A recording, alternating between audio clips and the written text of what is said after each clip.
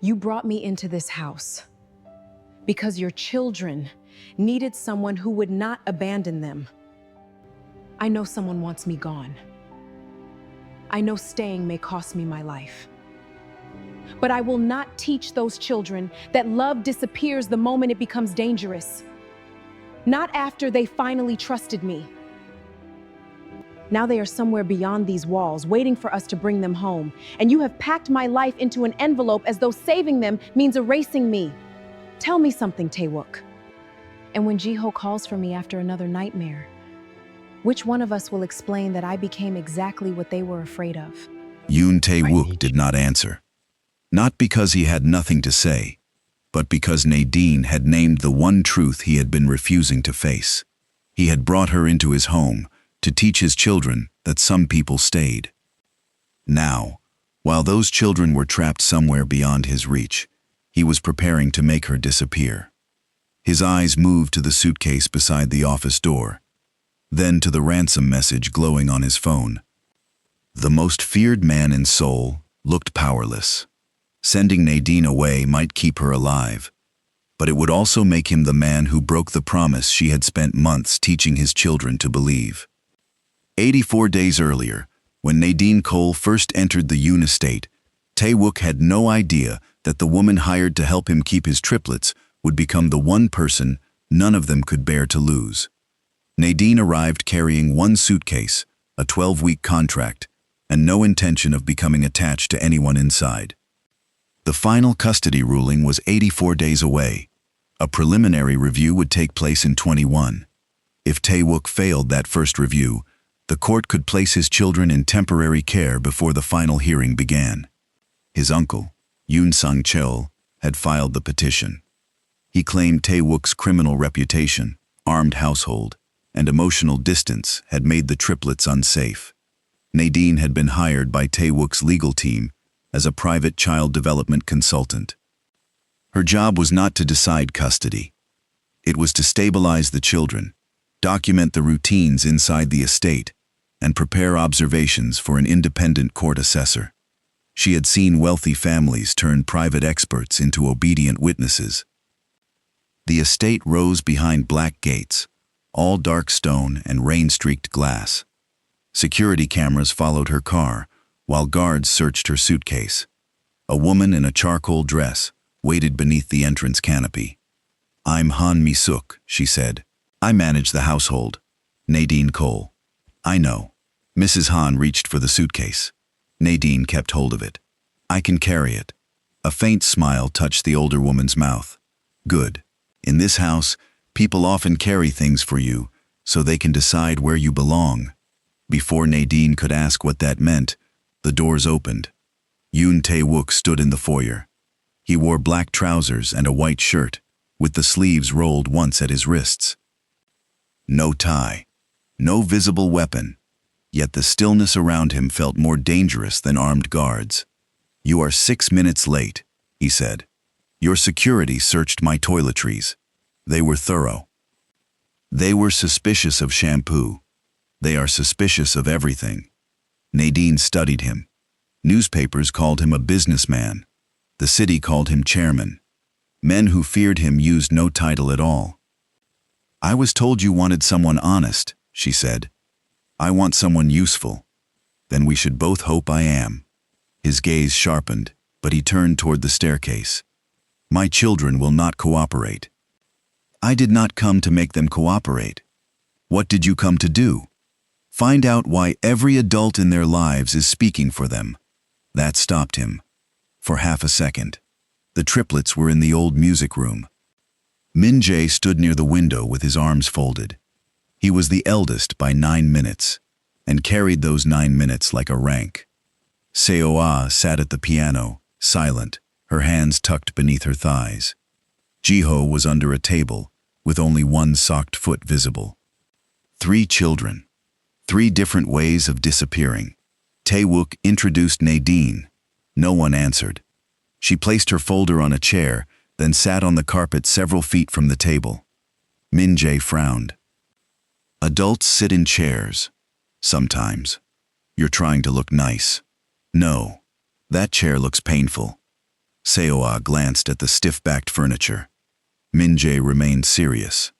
You'll leave. Tae-wook's jaw tightened. Nadine looked directly at the boy. Eventually, his face closed. But I will tell you before I do. That's what people say. I did not promise forever. I promised no disappearing. Ji-ho's foot vanished beneath the table. Nadine spent 40 minutes arranging colored pencils by shade.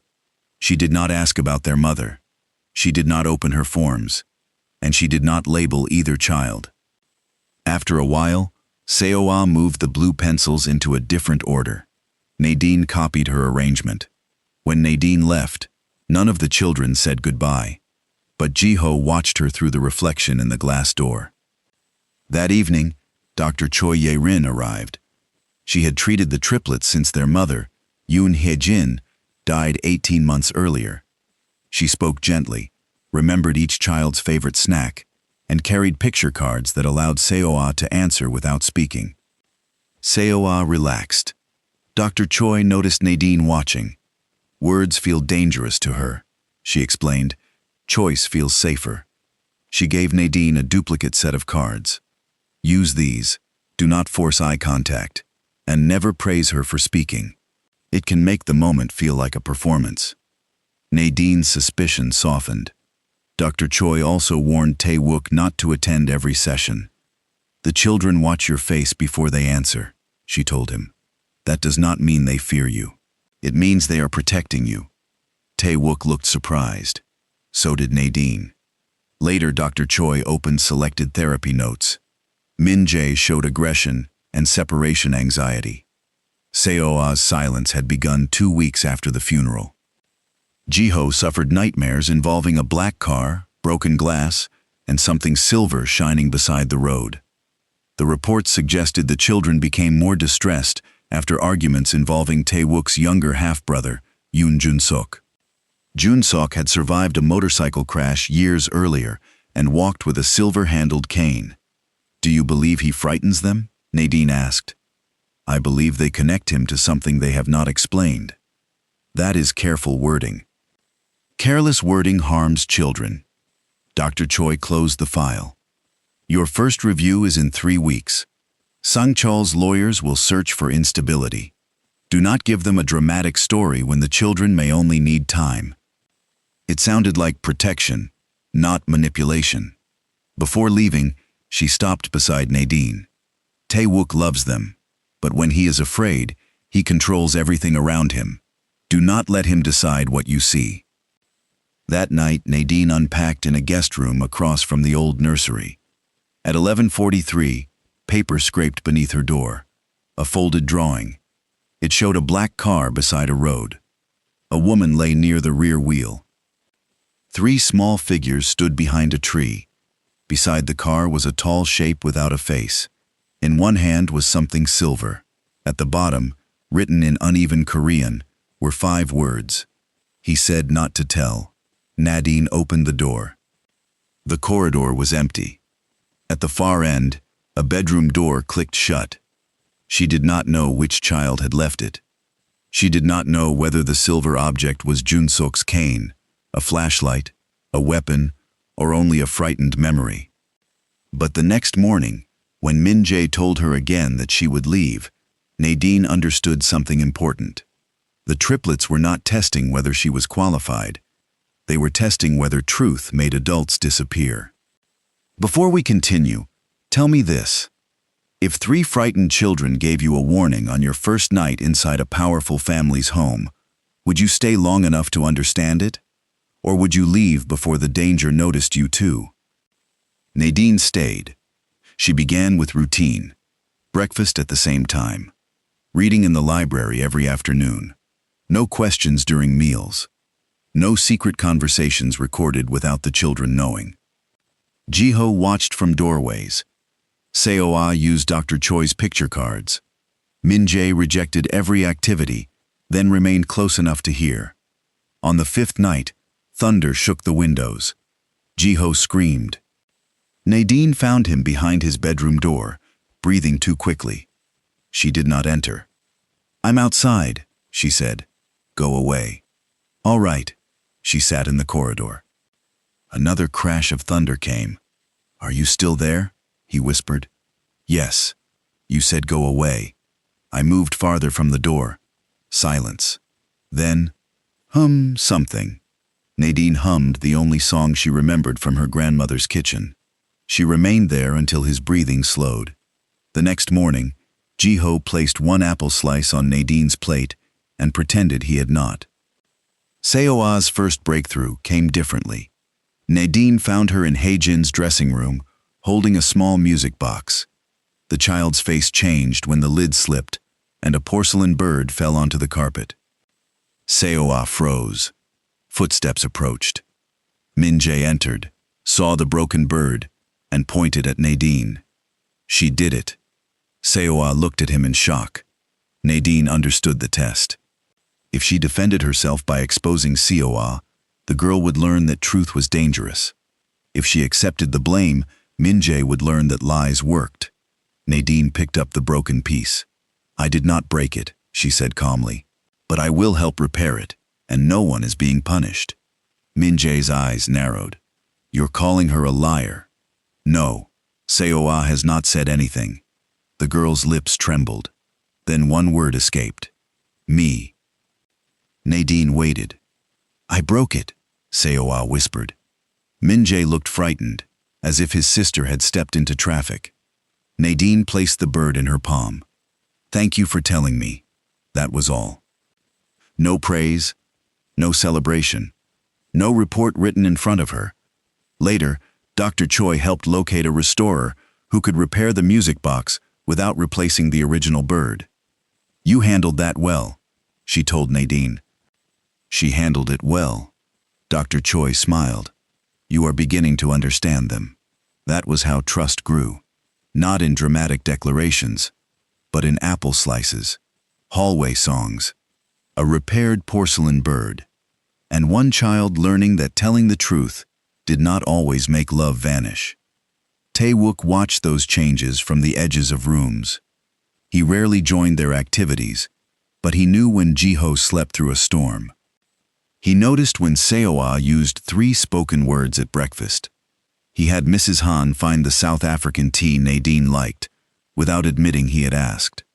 One evening, Nadine found him outside the library, while the triplets built a crooked tower from wooden blocks. "You can come in," she said. "They behave differently when I do. They behave differently because you stand in doorways like a court summons." His mouth almost moved. Almost. He entered and sat on the floor. Min-jae stiffened. Tae-wook reached for a block. Ji-ho pushed the red one toward him. For 20 minutes, the feared head of the Yoon organization built a tower his children destroyed repeatedly. When Seo-ah laughed, Tae-wook went still. The sound seemed to strike him somewhere deep. Nadine looked away to give him privacy. After the children left, he remained on the carpet. "I had forgotten that sound," he said. "You did not forget. You stopped expecting it." "I should have been here. You were grieving. They were too." He looked toward the empty doorway. "I let doctors tell me distance would make them feel safe. I thought if they did not see my anger, they would not carry it. Children still feel what adults hide. I know that now." It was the first time Tae-wook admitted failure without turning it into authority. On the 18th day, Ji-ho fell asleep at breakfast with his spoon in his hand. Mrs. Han caught him before his forehead struck the table. Tae-wook was beside them instantly. Dr. Choi, who had arrived for a scheduled session, checked the child's pupils and asked for his medication. The bottle showed 1 tablet every night. Dr. Choi frowned. "That is not my dosage." She opened her tablet and displayed the original prescription. Half a tablet, only when nightmares lasted longer than 20 minutes. "Who changed the label?" Nadine asked. "The dispensing clinic," Dr. Choi said. "I will call them now." She did not become defensive. She did not protect the hospital. She ordered Tae-wook's driver to take Ji-ho for blood tests and insisted the household nurse remain away from the children until they understood what had happened. At the hospital, Tests showed Ji-ho had received more than twice the recommended amount over 5 nights. Not enough to kill him, enough to leave him confused, tired, and unreliable during the preliminary court interview. The medicine had come from Min-jae Medical Center. Nadine stared at the hospital name until the letters blurred.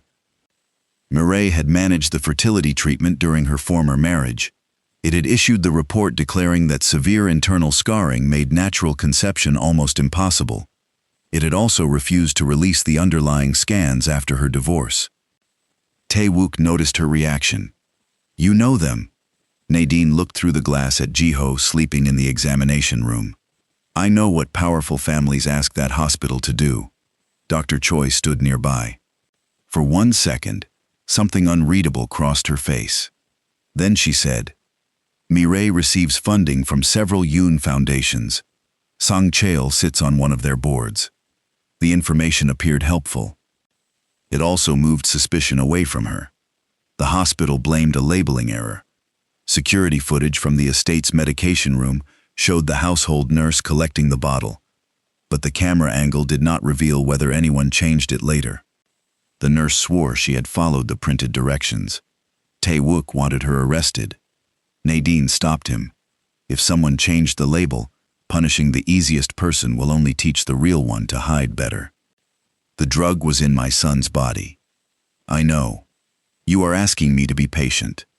I am asking you to be accurate." His anger filled the room, but he listened. The next day, Dae-sik gave each triplet a watch. He told them the watches could alert the family doctor if they became ill. Beneath the simple faces were panic buttons and location transmitters. Ji-ho complained that his was too tight. Min-jae called them baby watches. Seo-ah examined hers, then quietly asked Dae-sik how the signal worked. He showed her the small transmitter inside the strap. "If someone takes the watch," he said, "this is the part that matters." Seo-ah nodded and remembered. The preliminary review took place 2 days later. An independent assessor interviewed each child at the estate. Nadine was present only to explain the routines she had introduced. She did not answer for them. Ji-ho said he wanted to stay with his father. Seo-ah used picture cards, then whispered the same answer. Min-jae refused every question until the assessor asked whether he felt safe. He looked at Tae-wook, then at Nadine. "Yes," he said. The court allowed the children to remain home until the final hearing, but imposed conditions. Weekly independent visits, continued therapy. No unsupervised contact with anyone named in the investigation, and a final ruling in 63 days. Sang Cheol arrived that evening with a cake the children did not eat. He congratulated Tae-wook and thanked Nadine for helping. He was warm, patient, and careful not to touch Min-jae. "I may have acted too quickly," he admitted. "After Hae-jin died, I watched Tae-wook shut himself away. I feared the children were disappearing with him." It was the first thing he said that sounded human. He supported removing Min-jae from Ji-ho's treatment. If the hospital made an error, they should answer for it. Nadine wondered whether she had judged him too quickly. Then Yoon Jun-suk entered the room. Tae-wook's younger half-brother was lean, sharp-faced, and visibly irritated by everyone present. His silver-handled cane struck the marble with each step. Ji-ho dropped his fork. Seo-ah stopped breathing. Min-jae moved between them and Jun-suk. The reaction was immediate. Jun-suk saw it and went pale. "I did not come near them," he said. Sang Cheol placed a calming hand on his shoulder. "No one accused you." But his eyes moved toward Nadine, as if inviting her to do exactly that. Jun-suk left before dessert. Nadine found him beneath the rain shelter near the front steps. "You frighten them," she said. "So does thunder." The drawing shows something silver beside their mother's car. His gaze shifted to her. "Then ask why police returned this to me 2 days after she died." He tapped the cane against the stone. "It was in my apartment that night. I was recovering from surgery. Can anyone prove that? My nurse, my driver, the cameras Sang Cheol installed because he thought I would run. You and Hee-jin argued before her death. We argued because she believed someone was stealing from the triplets' trust. Who? Jun-seok gave a bitter laugh. If I knew, I would not be standing in the rain speaking to you. He crushed his cigarette. Be careful of people who help you choose the villain before you have evidence. Then he walked away. Nadine did not tell Dr. Choi about the conversation. For the first time, she kept part of the investigation outside the therapist's reach. 2 days later, the first article about Nadine appeared. Baron divorcee moves into Mafia widower's home. The report included private details from her treatment and claimed she had become emotionally attached to Tae-wook's children because she could not have her own. By noon, cameras waited outside the gates. By evening, her parents had released a statement. They said they hoped Nadine would seek help for her unresolved grief. Tae-wook placed his phone on the desk with such control that the screen cracked beneath his hand. I can remove every copy before morning. Someone will post another. I can find the source. Find them. Do not erase me. His eyes lifted. Nadine's voice shook, but she continued. My former husband controlled the story until I could barely recognize my own life. I will not let protection become another way of making me disappear. Tae-wook absorbed the rebuke without defending himself. Then he opened her contract. You may leave with full payment. Dae-sik will take you anywhere you choose. Your report can end today, and no one in this house will blame you. The offer hurt more than an order would have. You want me to go? No. Then why are you opening the door? Because it must remain yours. Nadine looked at the man everyone described as controlling. He was frightened, yet he was placing the decision in her hands. I am staying, she said. Because of the contract? Because 3 children are waiting to see what I do. Upstairs, Min-jae had already made his own decision. Nadine found her suitcase packed beside the front entrance. Her clothes were folded badly. Her shoes had been forced on top. Her passport lay beneath the handle. Min-jae stood several feet away. The cameras will stop if you go. Maybe. Your parents said you need help. My parents say many things that are useful to them. You can leave now. Yes. He waited. Nadine carried the suitcase upstairs. Min-jae followed at a distance. She opened it, returned every item to its place, then set the empty case inside the wardrobe. You could have taken it, he said. I could have. Why didn't you? Because you were not packing for me. You were trying to make leaving happen before it surprised you. His face crumpled with anger. You don't know. I know what it is like to end something first, so it cannot reject you. Min-jae's eyes filled, but he refused to cry. My mom went out and never came back. I know. Everyone says she did not choose it. She did not. That does not make her here. No. Nadine sat on the floor. I cannot promise that nothing bad will ever happen. I can promise I will not choose to vanish. Min-jae lowered himself against the opposite wall.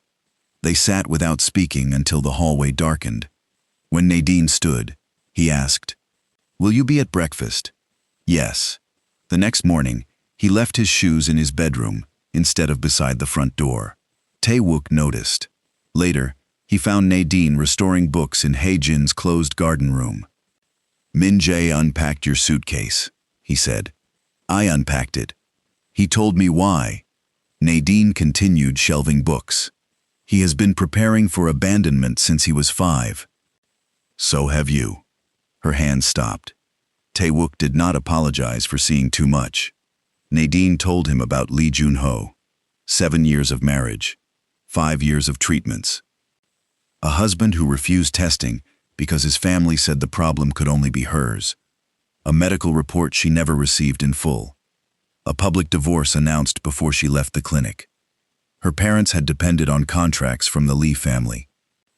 To protect those contracts, they signed statements saying Nadine had known about her condition and deceived Jun-ho before marriage.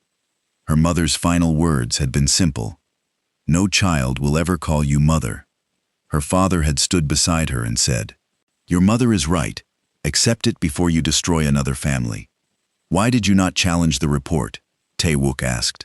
I tried. Min-jae refused the records. My lawyer said proving fraud would cost more than I had. I will get them. No. His expression hardened. Why? Because I am not telling you so you can fix my past. What do you want from me? To understand why this story hurts, and why it does not get to decide what I do next. Tae-wook looked toward the garden windows. When Hee-jin died, people tried to fix my grief with work, revenge, and silence. I accepted all three, because none required me to feel anything. He met Nadine's eyes. I do not know how to hear pain without reaching for a weapon against it. Learn. A quiet breath left him. I am trying. That evening, the five of them ate noodles in the kitchen, because Ji-ho wanted to watch Mrs. Han stretch the dough. Flour covered Tae-wook's black shirt. Seo-ah laughed when he failed to separate two noodles. Min-jae corrected everyone. Ji-ho fell asleep against Nadine's arm before dessert. For 1 hour there was no hearing, no article, and no dead woman's secret. Only a family-shaped space. None of them was ready to name. When Nadine carried Ji-ho upstairs, Tae-wook walked beside her. You are good for them, he said. They are good for me too. And me? She looked at him.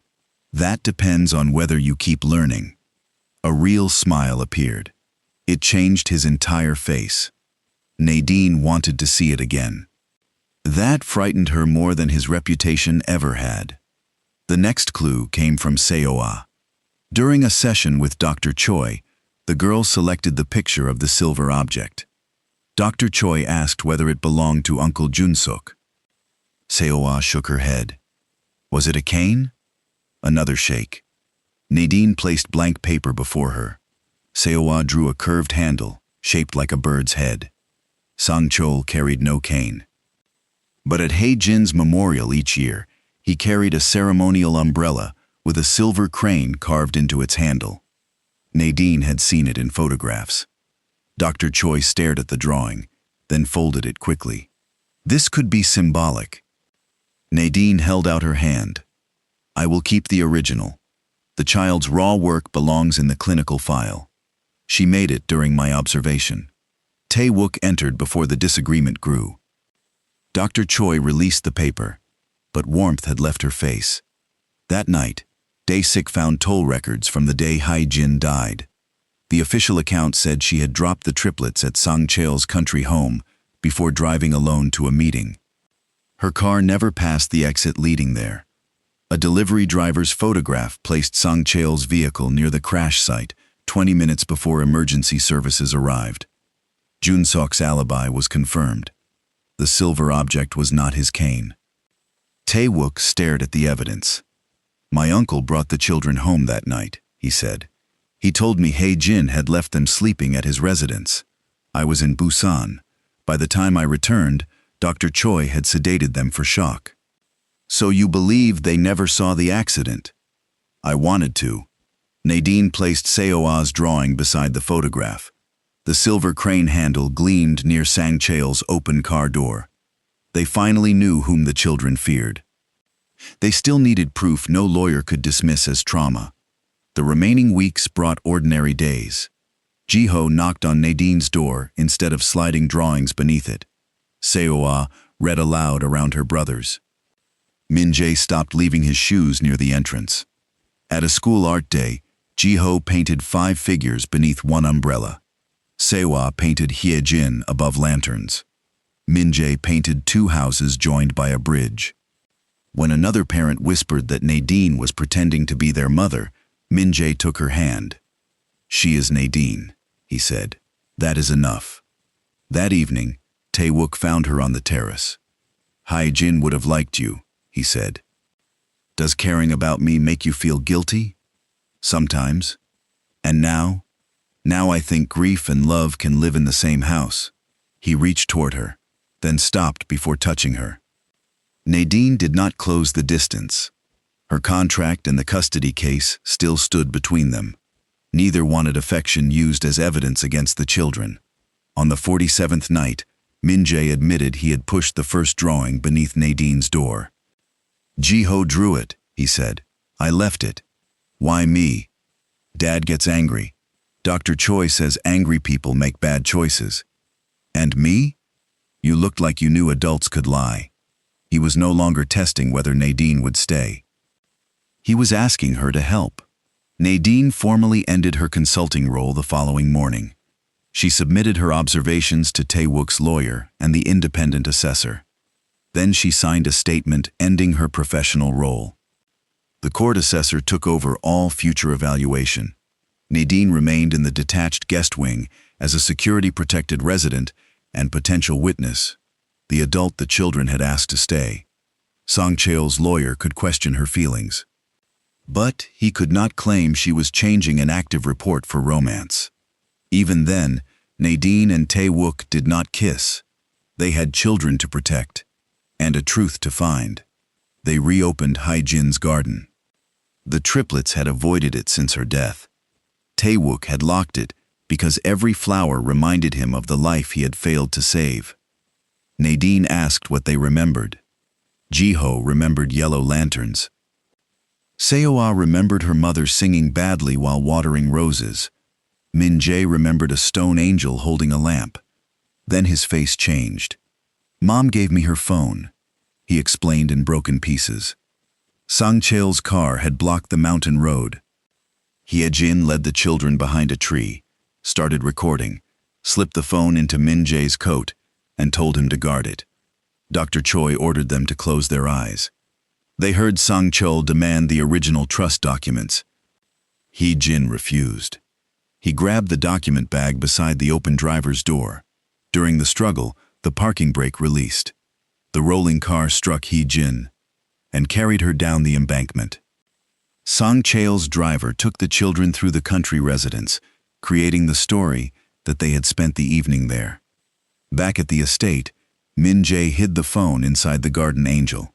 Only afterward did Dr. Choi sedate them. Fear and medication blurred their memories for 2 days. Dae-sik opened the angel's hollow lantern. The phone was still inside. They arranged transfer through a police evidence unit to an independent forensic laboratory. Before the transfer, Min-jae mentioned the phone during a court-required session with Dr. Choi. She passed the discovery to Sang Cheol. Sang Cheol then paid an officer inside the evidence transfer unit to redirect the phone before it reached the laboratory. Traffic cameras lost the officer's vehicle inside a coastal district where 3 of Sang Cheol's charities owned buildings. Police had no exact destination. 2 days before the hearing, Nadine's mother called. Evelyn said she wanted to apologize in person.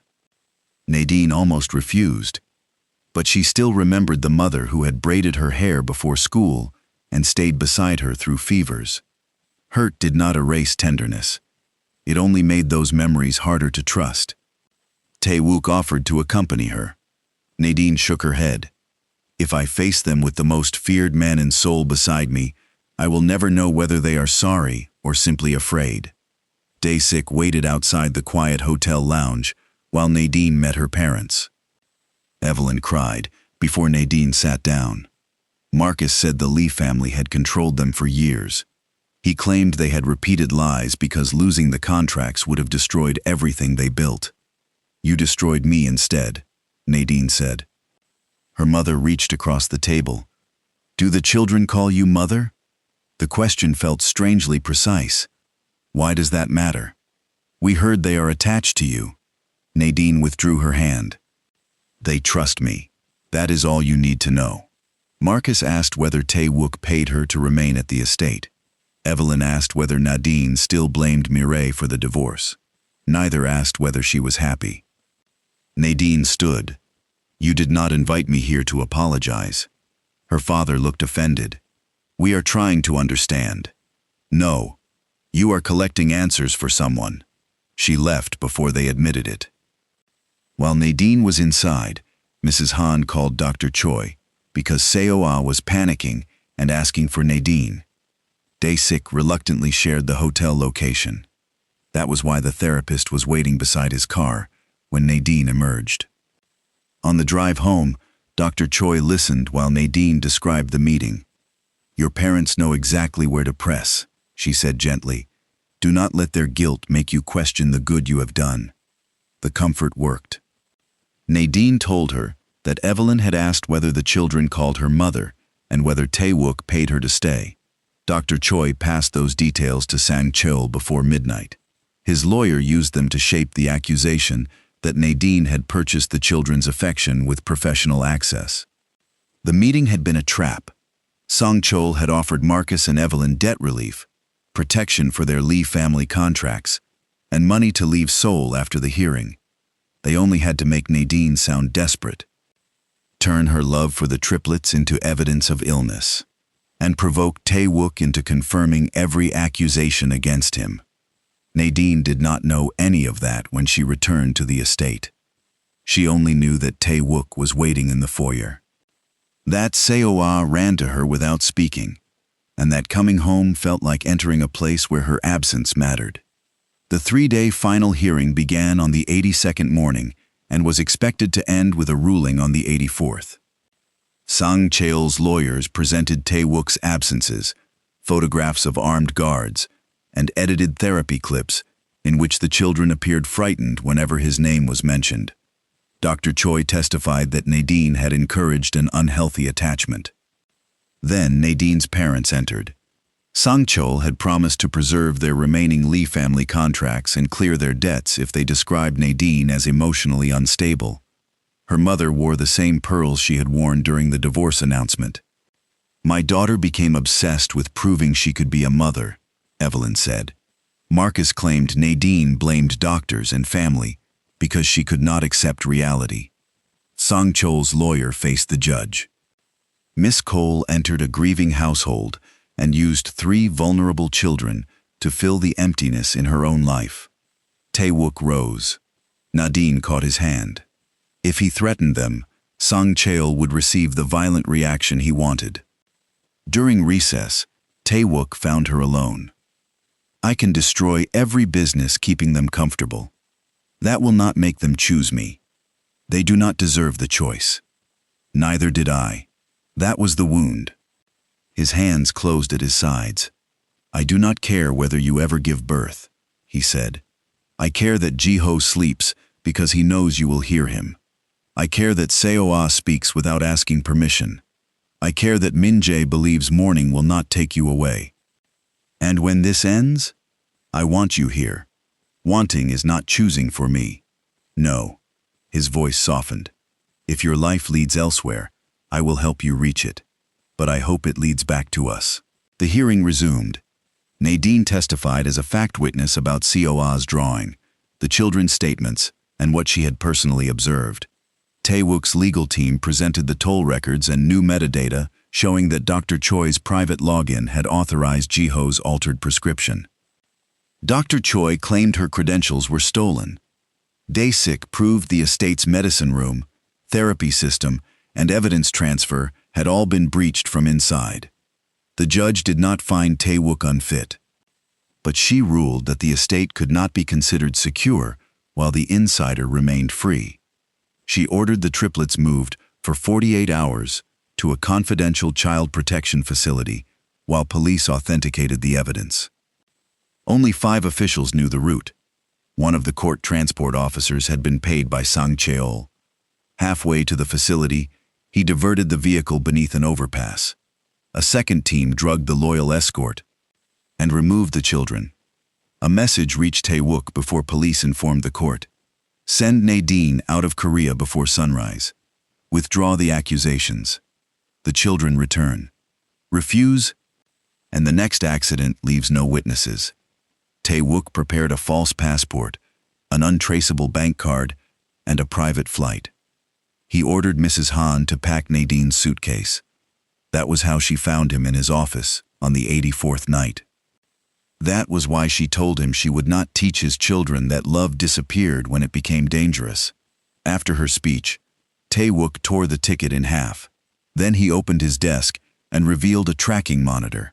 The kidnappers had removed the children's watches. But after Dae-sik's earlier lesson, Seo-ah had slipped her transmitter from its strap and tucked it into a loose seam inside her sleeve. A weak signal blinked near the coastal treatment center. You were going after them once I was gone, Nadine said. Yes. Without telling me. Yes. I have buried one woman I loved, Tae-wook said. I could not enter that building believing you might become the second. The confession settled between them. Nadine stepped closer. You do not get to love me by removing my choices. I know. Then learn quickly. I am coming. His first answer was no. Her answer remained the same. The tactical unit cleared the first 2 floors before allowing Tae-wook and Nadine to enter under armed escort, with Dae-sik and the prosecutor. Tae-wook brought none of his own soldiers. He refused to give Sang-chol the violent story promised to the court. The signal led them to the 3rd floor. Dr. Choi was in a treatment room, preparing 3 syringes. When police entered, she claimed Sang-chol had forced her. Nadine saw Ji-ho's original prescription, the stolen phone, and unedited therapy files on the table. You changed his medicine. I needed him confused before the interview. No one was supposed to die. You helped us when Seo-ah spoke. You kept Sang-chol out of sessions. Why? To make you trust me, Dr. Choi whispered. He told me to give you small truths, solve small problems, and lead you toward Jun-suk. If you trusted me, you would bring me every discovery before it became dangerous. You taught children that truth would take their father away. Sang-chol owned my debts and my license. You still chose him every time they asked for help. Upstairs, Sang-chol stood in a glass room with Min-jae beside him. Seo-ah and Ji-ho were locked in the adjoining office. Hee-jin's phone lay over a metal tray beside a lighter. Tae-wook stopped several feet away. Let my son go. Sang-chol smiled. You left those children to servants while you played king. I gave them structure. You gave them fear. Their inheritance requires competent control. Min-jae searched behind his father and saw Nadine. Sang-chol followed his gaze. That woman was paid to stay. Min-jae's eyes filled. She could have left. She didn't. Nadine stepped into view. The police have Dr. Choi. They have the original reports, the passports, and the officer you paid. Sang-chol raised the phone. Without this, you have fragments. You are holding stolen evidence in front of a police camera. He glanced toward the corridor. Min-jae stamped on his foot and pulled free. Tae-wook crossed the room before Sang-chol could reach him. The phone fell. Nadine caught it against the tray. Dae-sik restrained Sang-chol, while Tae-wook dropped to his knees and held his son. I thought you wouldn't come, Min-jae sobbed. I will always try, Tae-wook said. And when I cannot, I will tell you the truth. Nadine unlocked the adjoining office. Ji-ho ran into her arms. Seo-ah followed, crying openly. Min-jae approached more slowly. Are you leaving? Not without telling you. He looked at Hee-jin's phone. We still have our mom. Yes. We always will. Yes. He swallowed. But can you be our mom too? Ji-ho pressed his face against Nadine's shoulder. Mom Nadine. Seo-ah took her hand.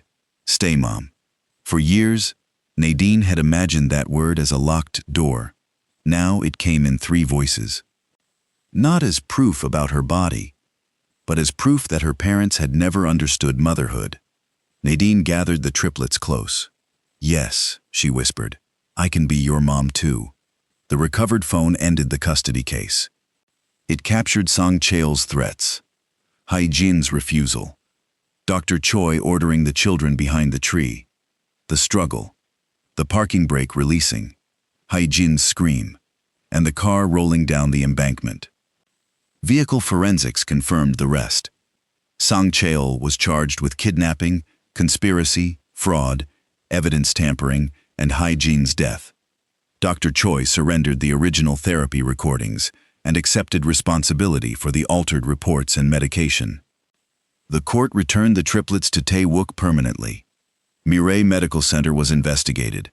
Records showed Dr. Choi had used Sang-chol's board credentials to retrieve Nadine's archived file, leak selected details to the press, and locate her parents.